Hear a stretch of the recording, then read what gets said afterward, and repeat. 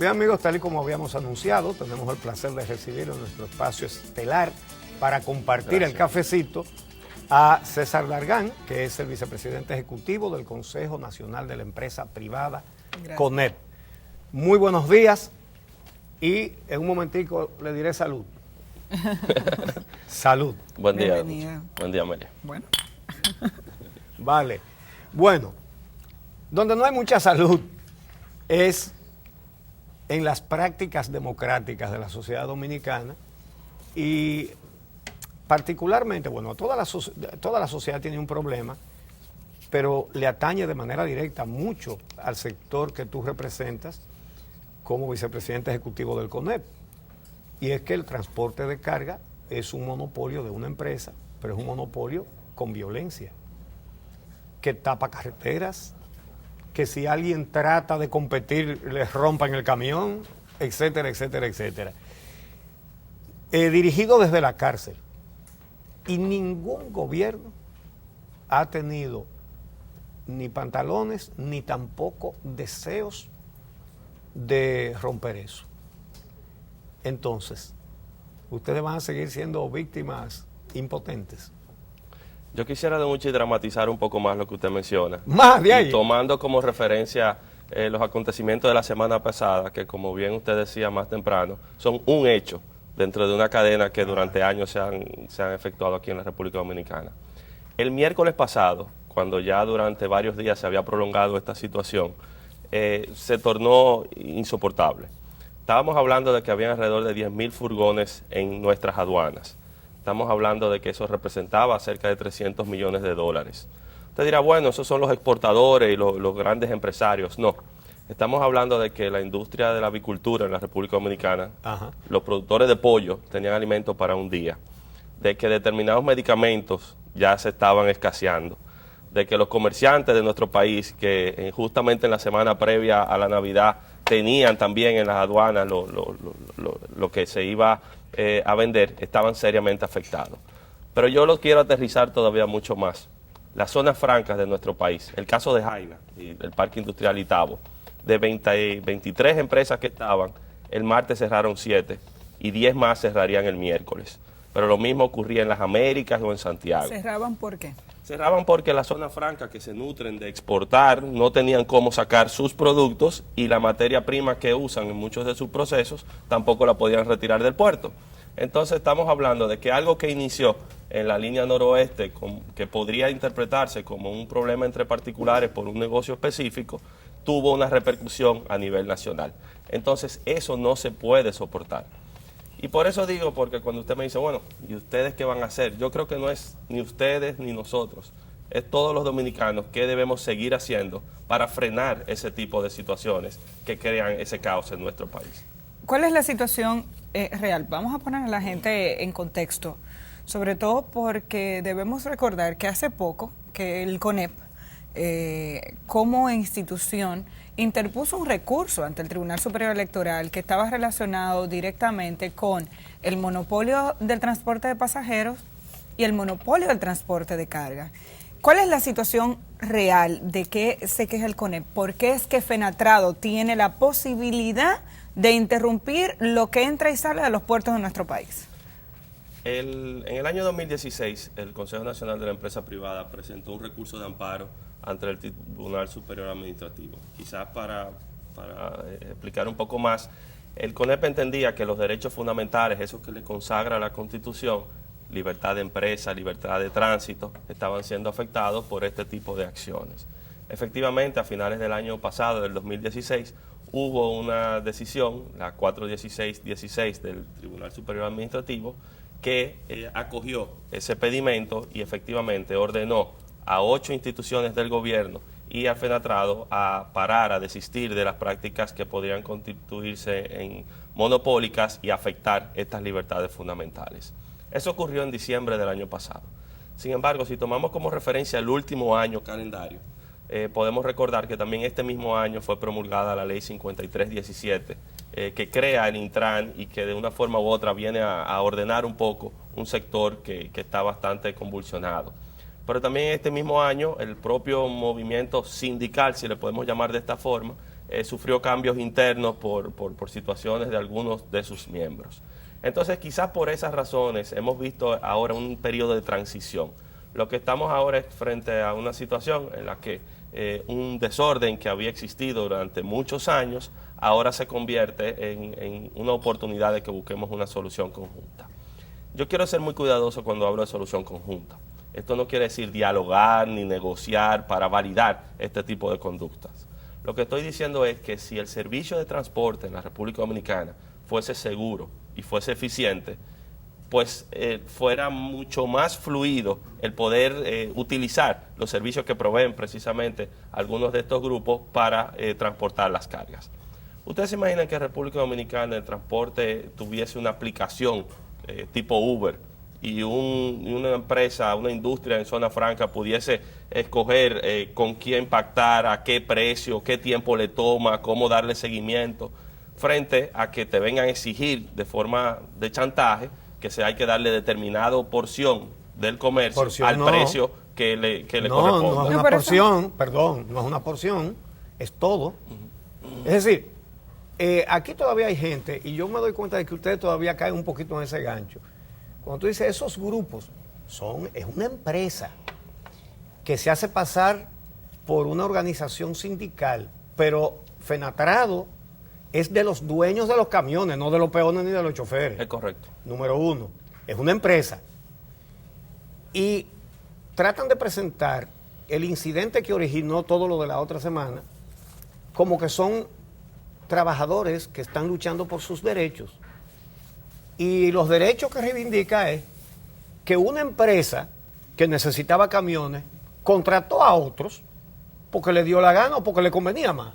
Y ellos dicen que eso no se puede, que con ellos, al precio que ellos digan.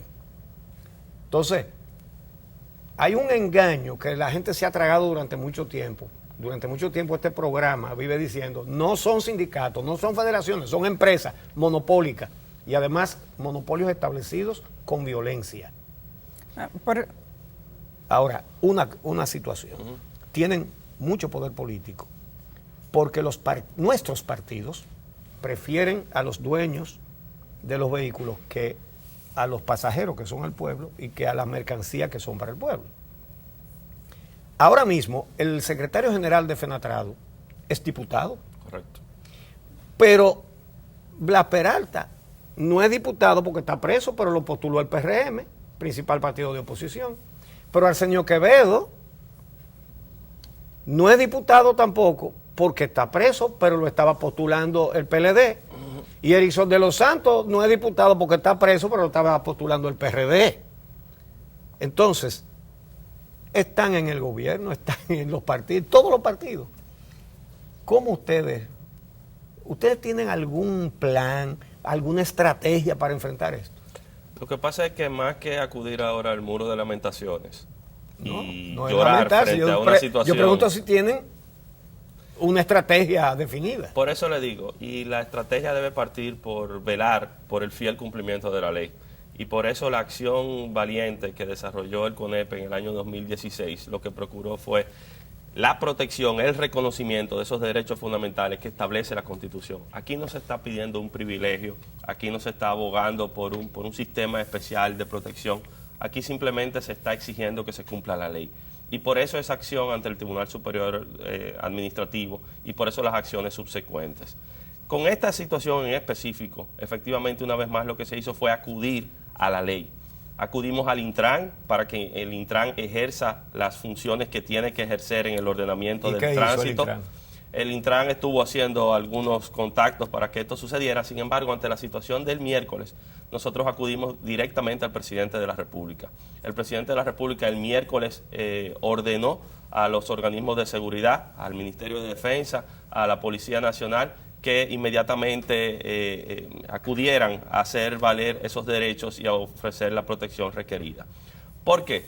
Porque si los camioneros deciden... La respuesta fue una paralización nacional. No, la respuesta cuando se tomó esa decisión fue que se levantó el paro que había el miércoles. Porque si los camioneros paran sus camiones a un lado, nadie puede obligarlos a que ellos tengan que movilizarlos ni ofrecer un servicio a determinado precio. Lo que no pueden hacer bajo ninguna circunstancia es obstruir, bloquear, utilizar la violencia para aquellos que quieran hacerlo, como se estuvo registrando en las últimas horas del martes y en las primeras horas del miércoles. Eso no es permitido. Entonces, que los organismos de seguridad acudan ante ese tipo de situaciones es lo correcto, ¿no? Aquí no se está pidiendo nada, absolutamente nada, más allá de lo que manda la propia ley. Ahora, cuando yo preguntaba cuál es la situación real del sistema, es porque precisamente el recurso que se interpuso ante el Tribunal Superior Administrativo, espero haber dicho eso ahorita y no electoral, que me quedó en la cabeza, venía a tratar de desbloquear un derecho o un supuesto derecho que venía exigiendo Fenatrado durante todos estos años, alegando que tenía un contrato o una autorización del gobierno que le permitía tener el monopolio del transporte de carga en el país, de todos los puertos. Eso es lo que tengo entendido. Entonces, a partir del recurso que se interpuso en el Tribunal Superior Administrativo, que le dio ganancia de causa al CONEP, yo quiero saber qué pasó en la realidad. ¿Sigue siendo el Fenatrado el único con capacidad para transportar lo que entra y sale de los puertos? Cuando ellos decidieron paralizar, realmente paralizan los puertos, no solamente porque obstruyen el tránsito, sino también porque tienen los contratos con las empresas. ¿Siguen siendo ellos los que tienen el control de la carga que entra y sale de nuestros puertos a raíz de los contratos previos? Veámoslos por partes. Fenatrado no tiene absolutamente ningún derecho conferido por ninguna ley ni por ningún contrato que les otorga a ellos cierta exclusividad, cierto monopolio en el transporte de la carga. Eso se sabía, pero de hecho ha quedado confirmado con esa decisión del Tribunal Superior Administrativo, es lo primero. Lo segundo es, tampoco tienen ningún derecho de monopolio de acceso a los puertos, ni tampoco del transporte de la carga que entra o sale de los puertos. Por eso lo que hemos visto quizás en los últimos meses ha sido una mayor participación de otras opciones de transporte privadas que permitan hacer de esto más competitivo. Las hay. Las hay. Y lo que sucedió el miércoles fue que, aunque Fenatrado no estuviese dispuesto a movilizar la carga, habían los suficientes camiones afuera para poder suplir ese servicio que no estaban ellos ofreciendo. Lo hay. Ahora bien, lo que estamos frente a una situación que se ha prolongado durante años, durante décadas. Estamos frente a una situación que efectivamente tiene incidencia, tiene peso político, como bien decía don Unchi. Entonces, al final del camino se ve cierta luz porque cada vez es más evidente que es una violación flagrante a la ley y que esto constituye actos de violencia que deben ser perseguidos y castigados. ¿De qué? Todo esto empezó porque 6, 7, 8 representantes de Fenatrado se encadenaron en unos camiones y fueron sometidos y fueron apresados. Entonces, en solidaridad se producen todos estos actos a nivel nacional. Eso no es permitido, eso no es posible. Y eso fue lo que se vio. El nivel de pérdida que representa esta paralización, ¿de cuántos millones podríamos estar hablando? Estamos hablando de muchos millones, por eso más que un número exacto, yo les quise presentar algunas cifras. Si estamos hablando de 300 millones de dólares de carga en los puertos, parte de esa carga refrigerada que ya llegaban al momento de vencimiento, si estamos hablando de zonas francas cerrando, zonas francas de 200, 300, 400, 500 empleados que tenían que cerrar por un día, el costo de enviar a esas personas a su casa, de no producir y seguir generando gastos, de los intereses que genera el tú no entregar a tiempo, la amenaza de tú perder contratos que tienes con multinacionales, que no tienen que ver en que si el transportista de aquí te bloqueó. Lo que saben es que se te hizo un pedido y tú tienes que entregarlo en esta fecha. Y si no lo entregas en esa fecha, pues buscarán un proveedor que sea más seguro. Entonces estamos hablando de daños cuantiosos y daños significativos y muy difícil de poder evaluar. Me parece que tenemos que hacer una pausa. Cuando regresemos continuamos esta conversación con el vicepresidente del Consejo Nacional de la Empresa Privada, César Dargan.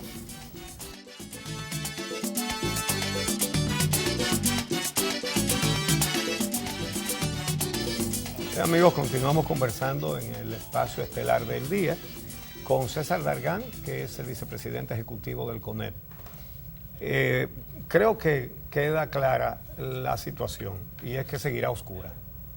Porque, fíjense lo que hemos oído aquí, de labios del vicepresidente ejecutivo del CONEP, que para que una ley que está ahí se aplique, ellos tienen que ir a hablar con el presidente para que ordene que las autoridades que tienen que cumplir automáticamente la ley la cumplan o la hagan cumplir frente a Fenatrado.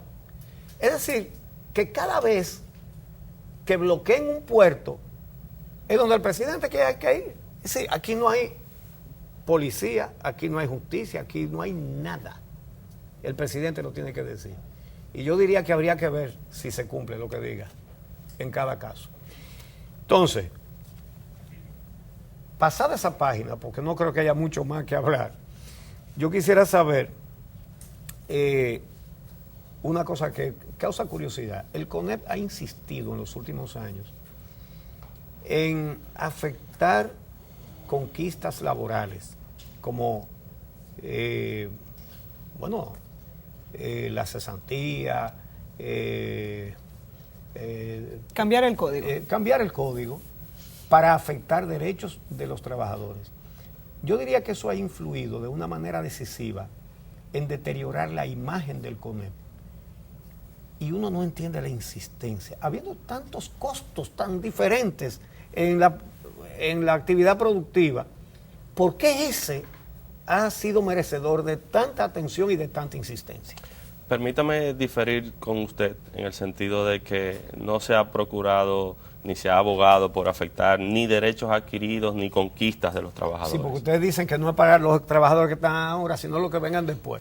Lo que decimos es Si algo... cada vez lo que vamos a dividir la decimos- humanidad en los que estaban y los que van y No, vienen. para nada. Lo que decimos es algo sencillo. El Código Laboral de la República Dominicana es del año 1992. Han transcurrido 25 años. De hecho, cuando se ajustó el Código del 92, se presentaban reivindicaciones de los años 60 y de los años 70 que fueron ahí transcritas. Si algo debemos reconocer es que el legislador de ese momento y sus redactores fueron visionarios de que todavía al día de hoy es el código que aplica en la República Dominicana. Pero estamos viviendo otros tiempos. En aquel momento los problemas del sector laboral eran otros. Y ahora como país nosotros estamos enfrentando grandes retos, don Unchi. Ahora estamos enfrentando la cuarta revolución industrial, en que líneas completas de producción de nuestra industria podrían en un escaso periodo de tiempo ser sustituidas por máquinas o por robots. Ahora estamos viendo en la República Dominicana cómo han surgido otros puestos de trabajo de mayor nivel de calidad, pero de condiciones distintas a lo que veíamos hace 25 años. Ahora vemos, por ejemplo, una industria como la de los call centers, que actualmente emplea 18.000 trabajadores, que tiene un potencial de llegar a 60.000 en un periodo corto de tiempo, y era algo que uno no se imaginaba hace 25 años.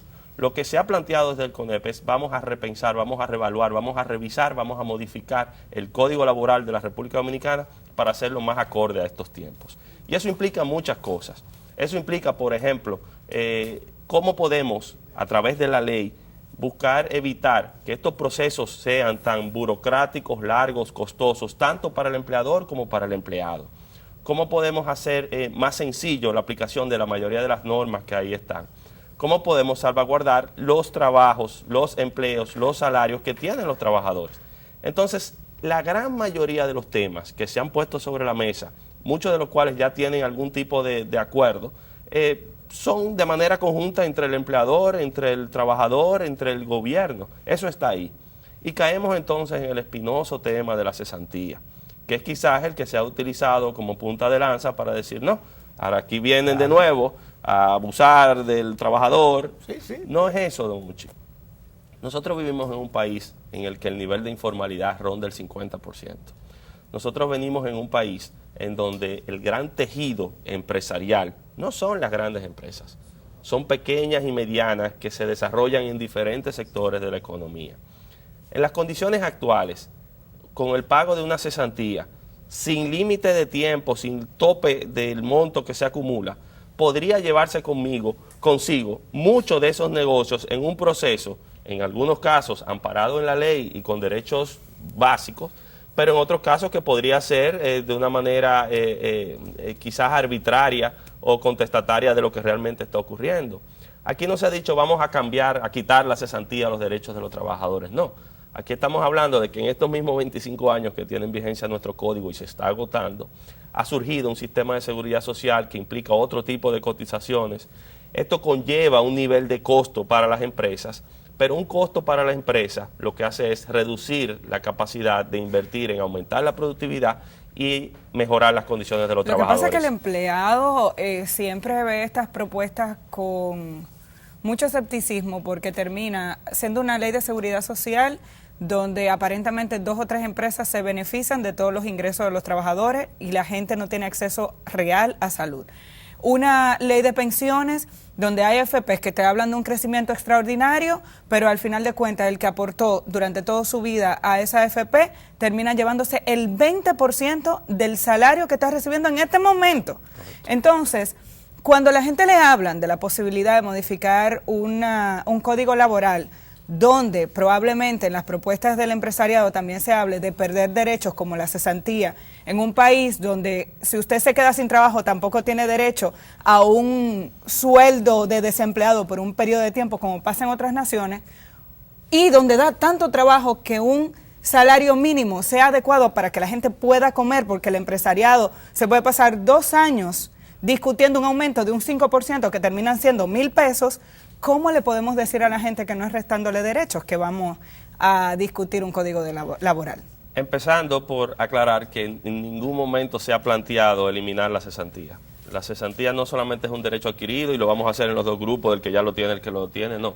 La cesantía es fundamental para el ejercicio, para la vida laboral de un empleado, que tenga una garantía de que al momento en que llega una terminación unilateral por parte del empleador, pues reciba la remuneración correspondiente. En ningún momento se ha hablado de eliminar la cesantía y yo quisiera repetirlo hasta la saciedad las veces que tenga que hacerlo. Lo que se ha planteado es, vamos a revisar, dentro de todas las cosas que vamos a revisar la cesantía.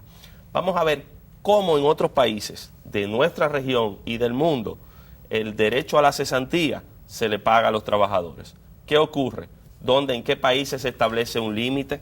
¿En qué países se establece un fondo especial en el que el trabajador pueda tener acceso? Vamos a revisar todas las cotizaciones que se están haciendo. Y quisiera concentrarnos en la cesantía porque es quizás lo que más se ha, a mi modo de ver y al modo de ver del Consejo Nacional de la Empresa Privada, quizás un poco tergiversado o sacado de contexto. No se busca eliminar la cesantía. Hay una discusión todavía mucho más amplia que tiene que ver con la efectividad y sobre todo la sostenibilidad del sistema de la seguridad social en la República Dominicana. Un sistema que ya no es nuevo, que ya va entrando en una etapa de madurez, que puede mostrar algunos logros o avances si lo comparamos con lo que teníamos antes de, pero que sobre todo tiene grandes retos porque en las condiciones actuales no es sostenible. Porque esa preocupación es compartida, no es una preocupación solamente del trabajador, es una situación del propio empleador. ¿Qué busca un empleador responsable? Que su trabajador tenga las mejores condiciones que pueda tener, que tenga el clima laboral más adecuado para poder ejercer el oficio que ejerce. Porque de lo contrario, ¿qué ocurre? Si un sistema de seguridad social no le puede proveer los servicios al trabajador, ¿quién acaba al final cargando con el costo? El empleador, que va a tener que buscar fuentes alternas para poder hacerlo. Entonces eso no es algo que inclina la balanza hacia un lado. Lo que estamos viendo es que el marco actual no es adecuado, que la República Dominicana no puede pretender ser líder en atracción de inversión, aumentar sus exportaciones, aumentar su productividad, con un marco que resulta que afecte los derechos del trabajador y las condiciones del empleador. La teoría es que, por ejemplo, el hecho de que la economía que más crece, ¿verdad? Eso es lo que se proclama, y es verdad, no da para competir con países mucho más pobres y de mucho menor crecimiento, como los que están en el DERE-CAFTA, que todos nos tienen pisados en el intercambio comercial. Y eso nada más se debe a que los trabajadores gozan de cesantía. No, en lo más mínimo. Y preaviso. Nosotros hemos reconocido, y hoy está ahí en la prensa, de que efectivamente la República Dominicana ha mantenido niveles de crecimiento muy por encima de la media de toda la región y ya acumulado durante años. Eso es un signo positivo si lo vemos en función país. Pero no da para competir. Ahora bien, ese crecimiento, veamos el detalle. Nosotros hemos abogado y lo hemos planteado este año en múltiples ocasiones, que el crecimiento de la República Dominicana debe inclinarse hacia la generación de divisas. Generar divisas, uno de los factores fundamentales es las exportaciones. Para nosotros poder exportar más, tenemos que aumentar nuestra productividad, tenemos que generar un ambiente favorable a esa cultura exportadora. Entonces, cuando nosotros vemos cómo se han desempeñado las exportaciones de la República Dominicana, no van acorde con los niveles que podríamos tener, con el potencial que podríamos alcanzar como país. Entonces, no es el único factor. La economía ha crecido, la economía ha mantenido cierta solidez por encima de la región, ha decrecido frente a nuestro propio parámetro. Pero los cambios estructurales profundos en la economía dominicana son necesarios. Este es uno de ellos, no es el único, es uno de ellos. Bueno, lamentablemente no nos da tiempo para saber sus expectativas con relación a lo de la ley de partidos. Queda pendiente ahí, creo que un minuto tenemos. Podemos decir que espera el CONEP de la ley, porque se promovió un foro y nada. Pon un telegrama. El CONEP espera que se apruebe la ley de partidos en esta legislatura. Nosotros entendemos que es fundamental abogar por el fortalecimiento institucional del sistema político. La ley es una pieza que va a contribuir a eso. Nos preocupa bastante que no haya ocurrido, que ahora la discusión gira en torno a primarias o no primarias, quién está de acuerdo y quién no, cuando hay temas como el financiamiento, cuando hay temas como la capacitación, el uso de los recursos que tienen que tener la misma o más atención. ¿Ustedes están de acuerdo con que se transparente los aportes privados? Sí, estamos de acuerdo. Bien, pues muchísimas gracias a César Dargan. Interesantísimo, siempre hay mucho que hablar, así que esperamos tenerte por aquí pronto, de nuevo, para tratar temas como ese, por ejemplo. Amigos, gracias por su atención. Mañana a las 6 estaremos aquí esperándolos de nuevo para una nueva cita.